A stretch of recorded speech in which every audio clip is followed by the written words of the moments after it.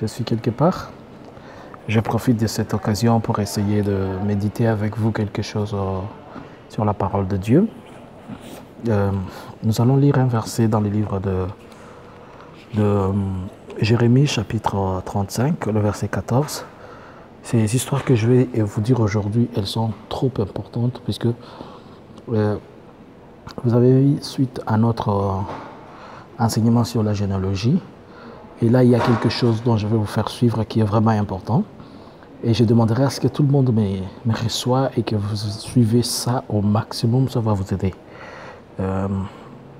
Je suis dans le livre de Jérémie, chapitre 34, le 35, le verset 14, je lis au nom du Seigneur Jésus. On a observé les paroles de Jonadab, fils d'Erekab, qui a ordonné à ses fils de ne pas boire du vin, et ils n'en ont point bu jusqu'à ces jours, parce qu'ils ont obéi à l'ordre de leur père. Et moi, je vous ai parlé. Je vous ai parlé dès le matin, et je vous en parle. Et je vous en parle pas. Je vous en parle pas. Écoutez. Non, je m'excuse. Mais je vous en parle pas. Écoutez. Qu'est-ce que le prophète veut dire ici? Comme je le dis, je suis dans le livre de Jérémie, chapitre 35, le verset 14. Seigneur, je bénis ces paroles, je bénis ces moments. J'aimerais communiquer à ton peuple, j'aimerais discuter un peu avec ton peuple pour les apporter cette connaissance, et soit avec Dieu, et soit Dieu, soit le maître des temps et des circonstances, soit avec moi au nom de Jésus. Amen. Nous sommes dans le livre de Jérémie. Le prophète Jérémie est l'un des prophètes de l'Ancien Testament. On parle de lui au 6e siècle avant Jésus-Christ. Et vous allez voir que Jérémie est ici d'une famille de sacrificateurs. Mais la famille des sacrificateurs, elle est différente de la famille de Lévi. Seulement, on retrouve que Jérémie, quelque part, il s'était retrouvé dans l'une des territoires de Benjamin.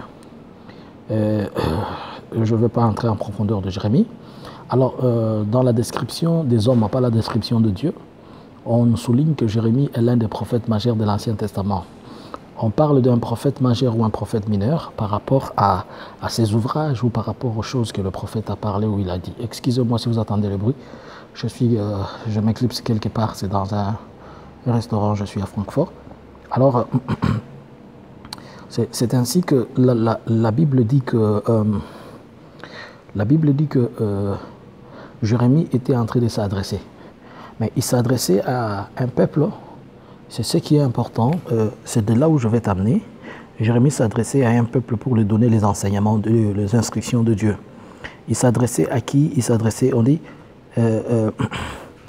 on a observé les paroles de Jonadab, Jonadab qui est un serviteur de Dieu, fils d'Erekab. C'est là où je serais intéressé, le Rekab. Ce que je veux vous dire, c'est trop important et j'aimerais que vous me compreniez. Si vous entrez avec moi dans la Bible toujours, Jérémie était en train de parler et leur disait, il donnait des ordres. Mais ceux-ci ont replié à Jérémie, puisque Dieu avait demandé qu'il se présente devant son temple et qu'il prenne du vin. C'est ce qu'ils avaient dit à Jérémie, Dieu l'avait dit ça. Mais ces enfants de Rekab ont dit, nous, on ne peut pas, puisque le serviteur de Dieu et nos pères nous ont interdit de ne boire ni de l'alcool, de ne prendre ni du vin et de nous trouver toujours devant la présence de Dieu. Alors, comment nous devons prendre et faire ce qui est en abomination à l'Éternel? Jérémie ne voulait pas le contredire. Jérémie avait amené une parole qui éprouvait ce peuple. Vous savez qu'à un moment de la vie, Dieu peut envoyer un prophète pour vous sortir de la volonté de Dieu ou dire des choses que Dieu n'a pas dit, mais seulement pour éprouver votre foi, que Dieu teste si vous êtes quelqu'un qui garde ses commandements. Et les peuples ont dit, nous, on ne peut pas faire ça. Mais pourquoi ils n'ont pas fait ça? Ils n'ont pas fait ça puisqu'ils étaient des enfants qui avaient reçu l'instruction des autres, de l'instruction de la part de Dieu. Il y a une différence entre recevoir l'instruction de Dieu et recevoir l'information d'un prophète. Un prophète peut vous informer des choses. Si vous ne discernez pas, vous pouvez vous sortir de la volonté de Dieu, penser que c'est Dieu qui est en train de parler. Puisque derrière chaque homme ou chaque prophète, il faut vérifier si c'est l'esprit de Dieu ou bien si c'est l'esprit d'une autre personne. Si vous allez dans les livres de Jérémie, chapitre 28, au verset 14, Jérémie s'était retrouvé en querelle avec un autre prophète que Jérémie avait proclamé la mort contre ce prophète, puisque ce prophète était en train de parler de mensonges de la part du Seigneur. Donc, un homme de Dieu, lorsque un prophète parle et qu'il dit des mensonges qui ne sont pas des choses qui viennent de Dieu, ça a toujours eu des conséquences d'une manière ou d'une autre. Comprenez-moi, comprenez-moi. Alors, ce qui était arrivé, c'est quoi? Pendant cette période, ce qui s'était passé, c'est que l'homme de Dieu a donné des instructions que le peuple devait suivre. Et comme le peuple devait suivre ces instructions, le peuple a dit, nous, on ne suivra pas ça, puisque nous, on est censé obéir à ce que Dieu nous dit. Maintenant, les fils, ses enfants qui ont obéi, c'était des enfants de la famille des Rekab. Alors, qui sont les Rekabites? D'abord, le mot Rekab lui-même. Le mot Rekab, il signifie seulement, en hébreu, Rekab, c'est-à-dire il est écrit R-E-K-A-B, qui signifie seulement voyageur. Donc, quelque part, ça signifie un nomade. Ouvrez avec moi vos Bibles dans le livre des 1 Chroniques, chapitre 2, le verset 25. 1 Chroniques. J'ai besoin de vous montrer quelque chose de si important ici, s'il vous plaît. Suivez-moi attentivement. 1 Chroniques 2, 55. Je lis au nom du Seigneur Jésus. 1 Chroniques 2, 55. Oui, je suis là. Et les familles des scribes demeuraient à Jaébet, le tyran, les Sicham et les Sicatiens, ce sont les Kétiers ici des Hamites, pères de la maison de Rekab. Je répète, on dit, et les familles des scribes demeura à Jaébet, qui est celui-là dont il avait dit que si l'Éternel épanouissait ses limites, il demeura à Jaébet. Il demeura à Jaébet. Les Tiramites, les Sichem et les Sicotes, ce sont des Kéniens. Kéniens, pas Kenyans, Kéniens. K-E-N-I-E-N-S. Ici des Hamat, pères de la maison des Rekab. Donc, c'est pour dire que les Rekab, ils sont le descendant de la maison des Hamites, et les Hamites sont ici de la famille des Kénètes. Mais non, si tu lis ça, je suis en train de t'amener à comprendre quelque chose. Si tu lis ça, les Rekab, ça signifiait seulement quelqu'un qui se déplace. Ça signifiait une personne nomade. Alors ces gens qui s'étaient retrouvés avec Jérémie, ils étaient des nomades. Ils étaient des personnes déplacées et ils n'avaient pas droit d'avoir leur propre tente. Ils étaient des gens qui se déplaçaient d'une manière à une autre. Attention à ce que j'ai dit ici pour ne pas les confondre à ce que je vais vous dire. Ils n'avaient pas leur propre endroit, mais ils étaient en train de circuler d'un endroit à un autre. Alors, le Rekab, ils se sont retrouvés là, et ils sont des descendants des territoires de Moab. Je vais t'amener à comprendre quelque chose. Alors, ils sont quelque part les descendants de Caïn. Allons dans le livre de Genèse. Genèse 4, le verset 10. Il y a ce que je vais te dire. Oh, que mes dieux me permettent que le peuple de Dieu comprenne ce que je vais dire ici. Allons dans le livre de Genèse. Genèse chapitre 4. Genèse chapitre 4, le verset 10. Seigneur, aide que le peuple comprenne ce que j'ai besoin d'exprimer ici, Père. Genèse 4, le verset 10, la Bible dit ceci. Et Dieu dit, qu'as-tu fait? La voix de ton frère, que vengeance de la terre jusqu'à moi.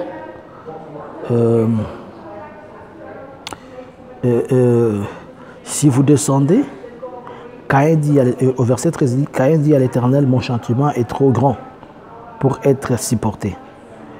Et au verset 15, il dit, l'Éternel lui dit, si quelqu'un te touche, je saute, je vais te dire quelque chose. Caïn, au verset 16, puis Caïn s'éloigna de la face de l'Éternel et il habita dans la terre de Nod, à l'Orient d'Éden.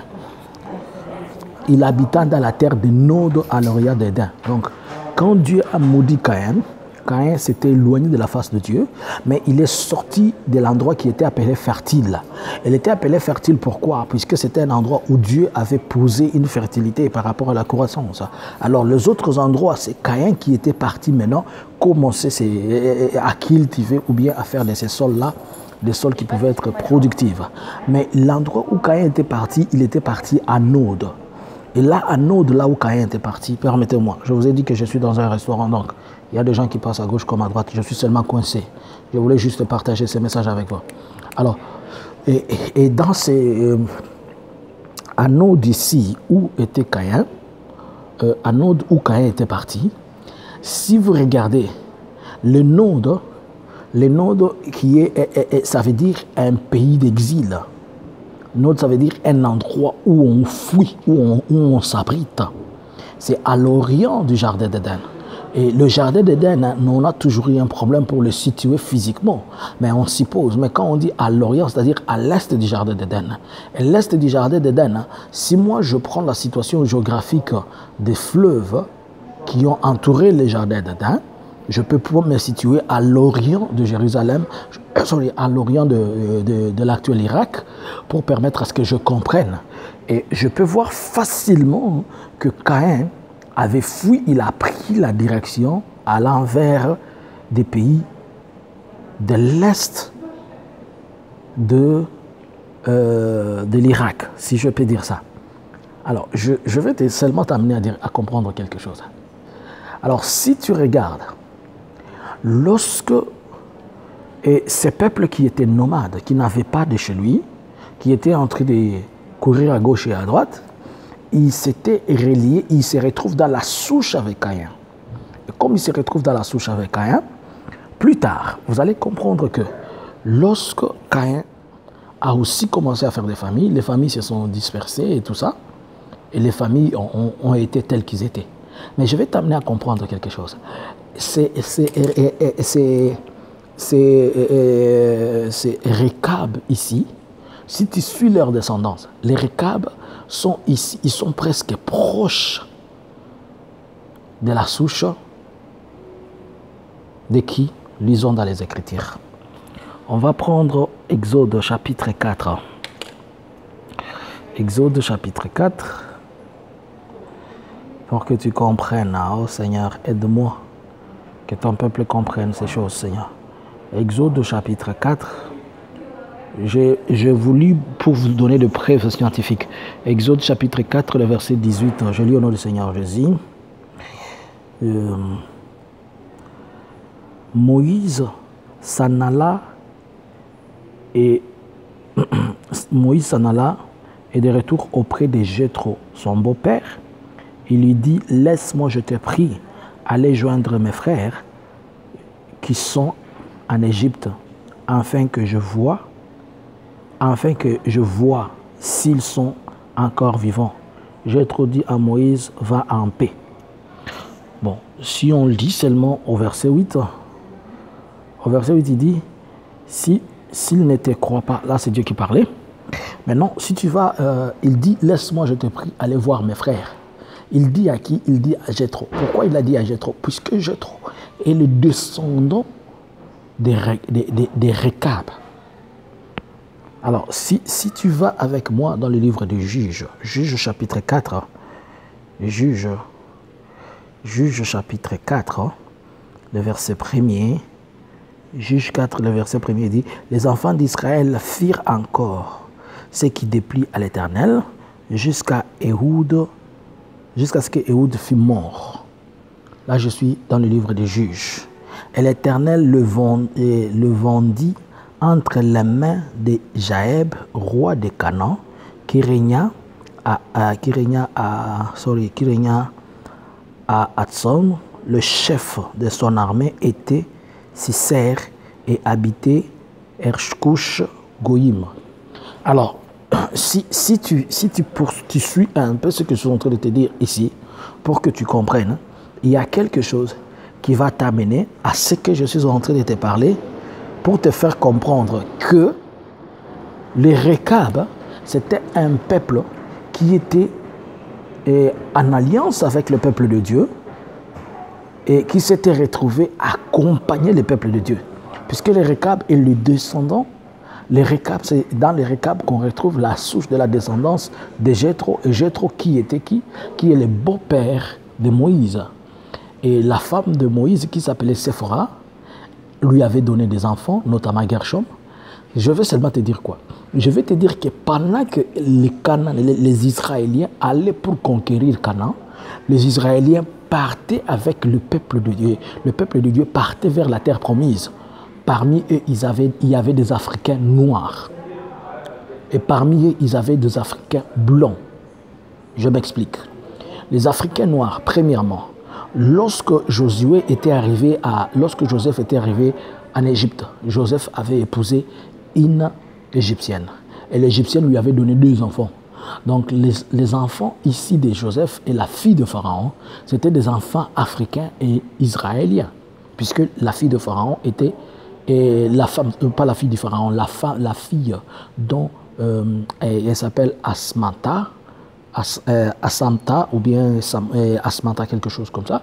La fille dont Joseph avait épousé, elle était égyptienne. Et la fille que Joseph avait épousée, qui était égyptienne, elle lui fit 2 enfants. Or, plus tard, Moïse aussi a épousé une africaine, qui était une autre femme, qui était la Médianite, qui était la fille de Jéthro. On parle de l'ère sortie dans la grande source du Nil. Alors, c'est de ces enfants de Jéthro qui lui donna à Moïse des enfants, et des enfants de Joseph qui donna à Moïse des enfants. Mais pendant qu'ils étaient même en Égypte, vous allez vous rappeler que quand Dieu avait dit que la nuit, il va passer pour visiter, il avait dit que si un Égyptien fouillait dans votre maison, il ne sera pas tué. Et si les Égyptiens qui vont sortir et vont vous accompagner, ils peuvent aller avec vous pour être protégés. C'est ainsi qu'il y a eu des Africains qui sont partis avec les Israéliens, y compris les familles de Moïse mixées et les familles de Joseph mixées. Il y avait aussi plusieurs qui les avaient accompagnés. Pour dire que les Israéliens n'ont pas fait seuls tous ces combats-là. Je sais que ça va être une forte thèse, cette discussion. Elle va être fortement, et je sais que je suis en train d'engager quelque chose dont les hommes de Dieu vont me tomber dessus, mais c'est cher serviteur de Dieu. Nous sommes tous en train de chercher la connaissance et je pense qu'on va s'entraider à comprendre ces choses. Quand ils sont partis, ils ont commencé à combattre, mais ils n'étaient pas seuls. Les Africains d'origine africaine, noirs comme blancs, ils étaient parmi les Israéliens. Et ils ont combattu ensemble. Ils ont fait tout jusqu'à arriver à Canaan. Bien qu'à Canaan, ils n'ont pas eu un territoire qui était propre à eux, mais ils étaient mélangés dans les enfants d'Israël. Je ne sais pas si tu as déjà appris ça. Je vais seulement te dire que les Africains ont aidé les Israéliens à entrer dans la promesse que l'Éternel les avait faite. Je vais dire à quelqu'un, un noir a aidé la promesse de Dieu à s'accomplir. Je vais dire à quelqu'un qui ne me comprend pas. À la croix de Golgotha, c'était un Africain qui a aidé le Fils de l'homme pour arriver jusqu'à la croix à Golgotha. Lorsque le roi Salomon était en train de construire le temple de le temple de Salomon, qu'on appelle le temple de Salomon, communément le temple de Salomon, le temple de Jérusalem, l'homme noir, au travers la reine de Saba, elle est encore venue. N'oubliez pas que le vallée dans lequel on avait enterré Moïse, dans lequel Dieu avait enterré Moïse, le vallée des Moabites. Le peuple Moabite, c'était un peuple qui était mixé. Oh my God, oh my God, oh my God. Et les Moabites servaient la vallée des Moab, c'était un endroit où on était en train de traiter toutes les pièces qui étaient prévues en entrée dans le temple. Toutes les pièces, puisque dans le temple, on construisait des pièces qui venaient, on les fixait seulement, mais les bruits ne se faisaient pas. Tout autre bruit se faisait dans la vallée de Moab. Et dans la vallée de Moab, on amenait seulement les pièces pour les joindre au temple de Jérusalem.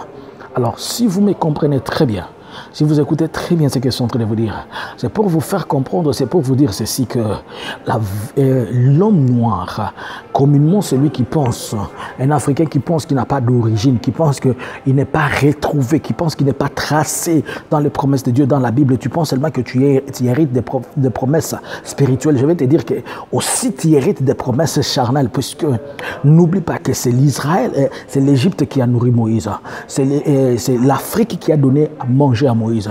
C'est l'Afrique qui a donné une femme à Moïse.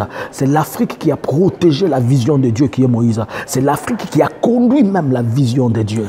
N'oubliez pas une autre chose.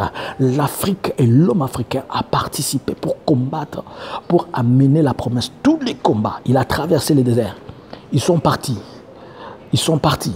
Dans le sang des enfants de Moïse, il y avait 50% hébreux, il y avait 50%. Donc 50% israéliens, 50%. Je dirais africain, puisque Séphora était 100% africaine. Donc l'homme noir a accompagné la promesse de Dieu. L'homme noir a été présent dans toutes les étapes. Lorsque Jésus-Christ a fui l'Égypte, il a fui chez lui, Hérode devait lui faire de mal. Il est venu s'abriter en Afrique. L'Afrique a nourri les fils de l'homme. L'Afrique a donné refuge aux fils de l'homme. Le monde entier court toujours vers l'Afrique. Le monde entier va toujours vers l'Afrique. Et l'Afrique répond au monde. Seulement le monde ne comprend pas. Vu l'importance de l'Africain, le monde a tendance à l'empêcher qu'il découvre ce qu'il possède afin de le rendre néant. Même dans la Bible, nous avons participé à prendre des décisions où l'homme blanc était en train de détruire le monde, mais l'homme noir a aidé à la reconstruction de l'humanité. Il a aidé à la reconstruction même de la valeur divine de Dieu. Il a amené la valeur de Dieu à être reprise.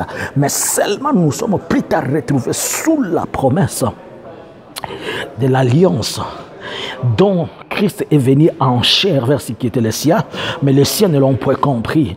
Et c'est comme aujourd'hui nous sommes en train de prêcher la bonne nouvelle, mais beaucoup de gens ne comprennent pas. Mais ceux qui vont comprendre, ils vont la recevoir. Ils vont recevoir quelque chose de particulier. J'avais voulu m'adresser à un Africain qui pense qu'il est nul. Je voulais m'adresser à quelqu'un qui sache qu'il a accompagné l'Éternel des armées jusque dans la promesse. Tu as combattu pour Canaan. Tu as traversé les Jourdains. Tu as traversé toutes les étapes. Tu es parti, tu es parti. Si tu veux savoir que tu es présent, va chercher là où se trouvent les enfants de Moïse. Si tu reconnais la famille dans laquelle les enfants de Moïse étaient, c'est-à-dire que ton sang y est aussi, c'est-à-dire que tu es quelque part. Et si on ne te croit pas, va poser la question de savoir où sont les enfants de Joseph. Et si tu retrouves les enfants de Joseph, tu retrouves leur territoire, sache que c'est ton territoire aussi. C'est ton territoire aussi. Je suis en train de parler à quelqu'un. Je suis en train de m'adresser à quelqu'un qui se sent, qui n'est pas lié à la promesse, qui n'est pas lié à la gloire et à la grâce. Je vais t'apprendre quelque chose que tu ne savais pas. L'Éternel des armées a fait que l'Africain accompagne la promesse de Dieu. L'homme noir, l'homme africain en général, qu'il soit l'Afrique de Maghreb ou l'Afrique subsaharienne ou l'Afrique centrale ou comment, les deux couches qui se trouvent en Afrique, notamment le blond comme le noir, c'est-à-dire les Arabes, comme le métissage et les autres, nous avons été là et on a accompagné la promesse de Dieu jusqu'à la faire monter là où les autres l'ont détruite. L'Europe a détruit le Fils de l'homme au travers les Pilates, au travers les Hérodes, au travers je ne sais qui, mais l'Africain a nourri, l'Africain a donné la vie, l'Africain a permis que ça existe. Et c'est pourquoi je suis en train de proclamer sur la vie d'un Africain qui sache et qui comprenne que c'est lui encore qui fera que le souffle d'existence pour le retour du Fils de l'homme va passer par lui.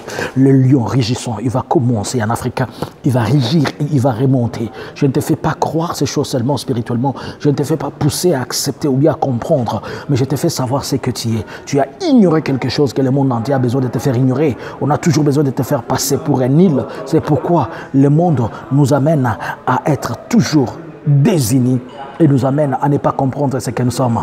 L'industrie a développé à cause des Africains. Il y a eu la surproduction à cause des Africains. Toutes les entreprises qui existent aujourd'hui dans l'agriculture, ils n'arrivaient pas à faire une production de la canne à sucre sans l'homme noir. C'est par la traite négrière que l'homme noir a amené ces choses.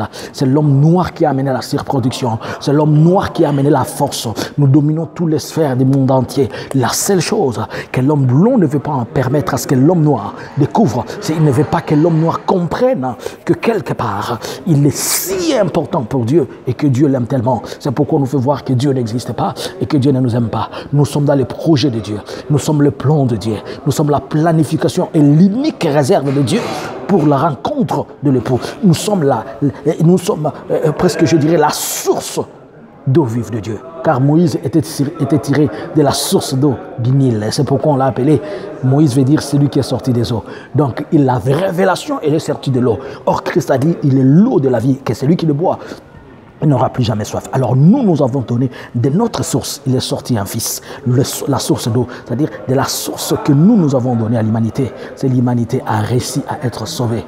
Je voulais parler à quelqu'un, je voulais lui rappeler et lui dire quelque chose. Tu as accompagné la promesse de Dieu jusqu'à Canaan. Tu es entré à Canaan, tu as une place parmi les saints de Dieu. Et que Dieu te bénisse et que Dieu soit avec toi. Lorsque tu vas écouter ces messages, amène-les à quelqu'un d'autre. Dis-lui que l'Africain était aussi à Canaan, que l'Africain a aussi fait les combats, que l'Africain a accompagné et que l'Africain a assisté. Lorsqu'on élevait les mains de Moïse, l'Africain était là. Lorsqu'on traversait les Jourdains, l'Africain était là. Lorsque la mer Rouge s'était fendue en deux, on a avalé l'Égyptien qui symbolisait le monde, mais l'homme africain, l'Africain, l'esprit de l'Africain, l'homme véritable, selon la volonté de Dieu, il a pris le sens. Et regarde seulement l'importance qu'on a. C'est nous-mêmes, c'est nous qui avions abrité pendant plus de 4 siècles. Je vais te rappeler une chose. Ne pense pas que pendant les 4 siècles que les Israéliens étaient en Égypte, ils étaient des esclaves. Non, ils étaient bien, ils vivaient bien. Mais la Bible dit qu'il arriva du temps d'un pharaon qui s'appelait Ramsès, qui ne connaissait rien de Joseph. C'est à ce moment-là que lui, il a commencé à changer les choses. Que mon Dieu te bénisse et que Dieu soit avec toi. Toi qui as écouté ces messages. Et je pense que, comme tu l'as écouté, tu vas la partager à quelqu'un d'autre et tu vas amener qu'une autre personne écoute. C'était le prophète Jean-Luc Kamani. Je vous aime tellement. Abonnez-vous à la chaîne La Vérité. Chaque jour à 19h à 21h, le samedi, je suis là pour te donner la parole et pour prier. Mais aujourd'hui, je voulais t'amener à comprendre pourquoi tu es important. Là, tu peux commencer à parler à l'enca, tu comprends ton importance et tu comprends ce que tu es dit, comment ça commence. Commence à dire des ribobo, mais comprends ce que tu veux. Que Dieu te bénisse et que l'Éternel soit avec toi. Au nom de Jésus. Amen. Shalom.